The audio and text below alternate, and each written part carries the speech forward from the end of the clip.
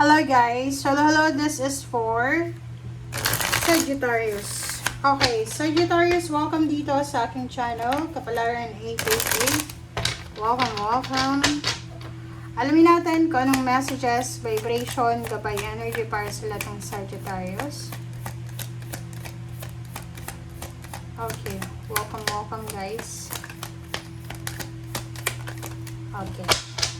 Sagittarius. Okay. Page of Coins, Eight of Cups, Judgment. Okay. Wow.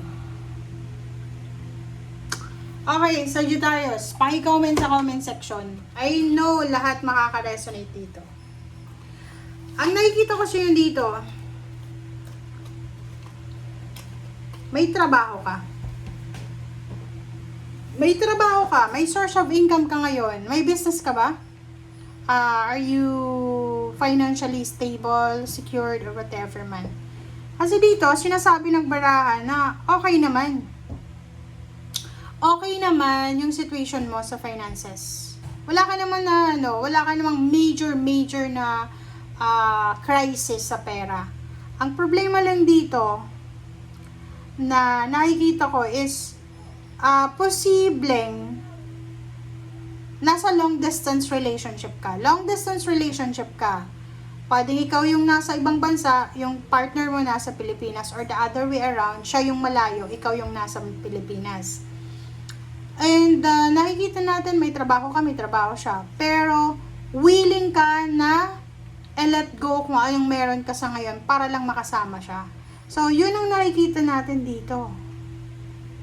Yung foundation mo sa pera, sobrang strong eh. Sobrang strong yung foundation mo. Pero pagdating sa emotion, wala. Tagilid ka. Sinasabi ng baraha dito na kaya mong i-abandona. Kaya mong mag-walk away. Kaya mong mag-walk out sa kung ano man na meron kang solid beginning and strong foundation. Like, promoted ka na sa isang company. Kaya mo yun na i-give up because of your love life. Diba? Ay, kita mo to? Sinasabi ng baraha sa'yo dito na mag-iingat ka sa decision mo sa ngayon kasi pwedeng pagsisihan mo yan. Di ko alam, bata ka pa ba? Below 20 years old ka ba? Or below 30? 40? Ano ba? Ilang taon ka ba? Kasi kung makikita mo dito, you are willing to sacrifice yung financial stability mo para lang makasama yung karelasyon mo. Nakikita ko sa'yo dito na wala kang pakialam. Wala kang pakialam kung yumaman ka man or maghirap ka man sa buhay. Ang pinaka-importanting priority mo is yung love life mo. Tingnan mo, Judgment. Sinasabi ng baraha, nagkakamali ka sa kung ano yung priority mo. Maling-mali ka talaga dito, Sagittarius. Sinasabi ng baraha, mali ka sa pagtitimbang. Maling-mali ka. Kailangan mong i-evaluate yung iyong mga actions kasi talagang magsisisi ka na end of the day mamumuhi ka sa sarili mo. Okay? Lalo na kung hindi ka pa naman kasal, boyfriend or girlfriend pa lang.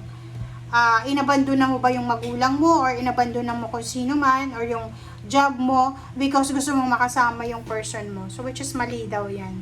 Sabi ng baraha dito, make sure na balance lang. Kailangan tama, balanse, equal yung mga bagay-bagay, emotions and your brain, your utak, 'di ba? Parang ganoon.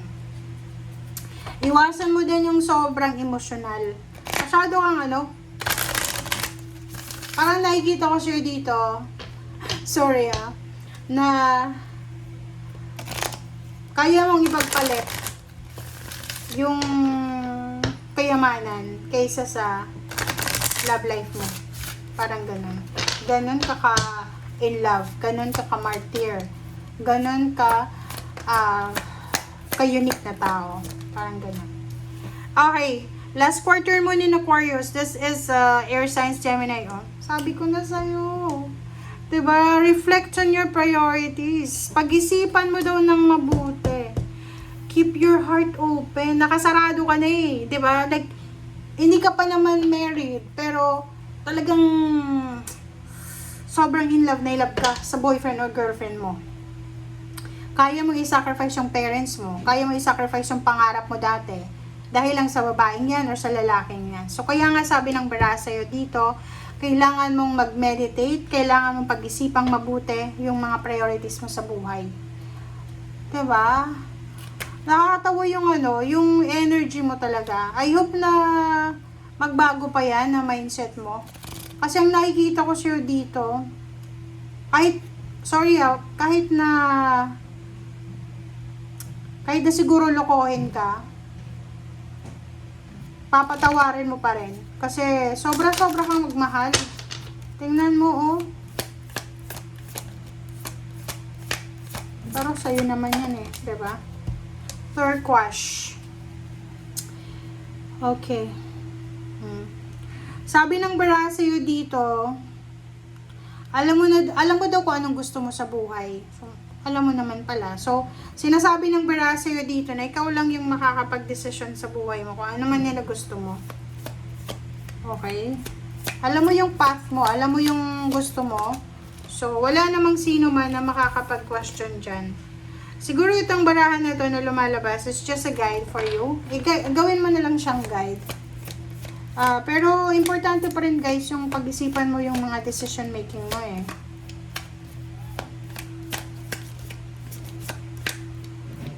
Sobra kang hindi ka materialistic pagdating sa love life. Parang ganon. So, the life.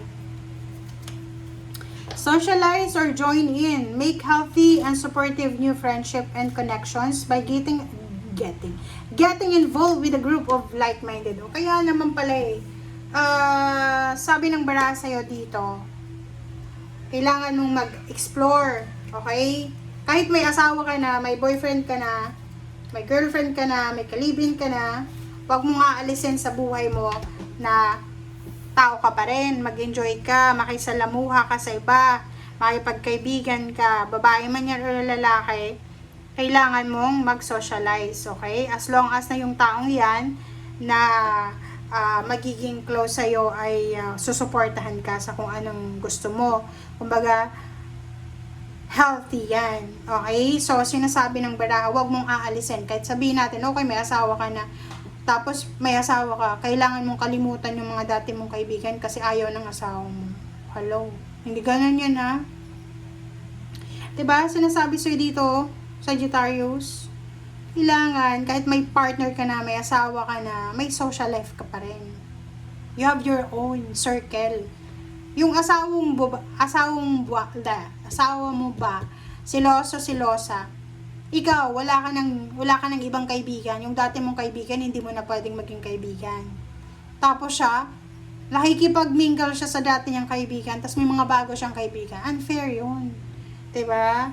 So, sinasabi ng bara sa'yo dito, keep your heart open. Diba? Kahit nga may asawa na eh. Kailangan may time ka pa rin para sa sarili mo. May sarili kang desisyon. Okay? May sariling desisyon tayo. Huwag kang sunod ng sunod sa asawa mo.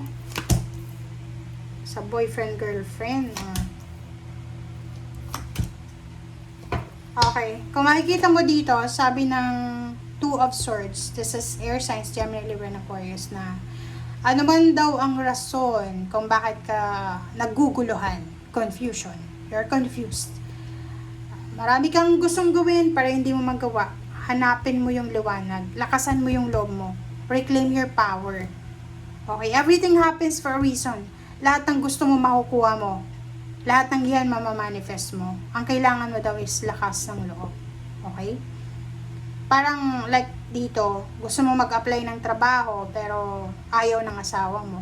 Gusto mong maghanap ng ng ibang bahay, ayaw ng asawa. Parang na you're suffocated.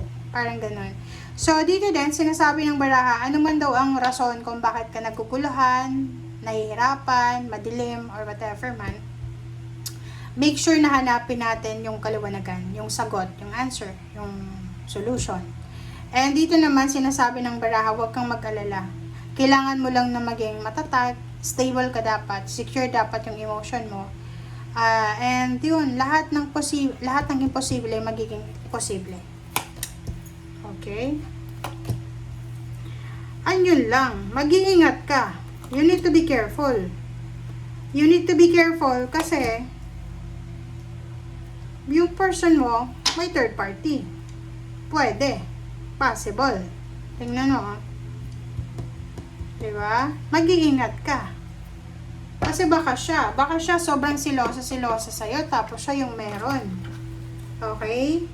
So, pag guilty, so mag-iingat ka. You need to be careful. Huwag masyadong magtitiwala sa karelasyon.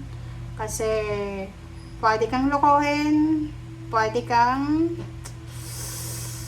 gawa ng masama. Okay?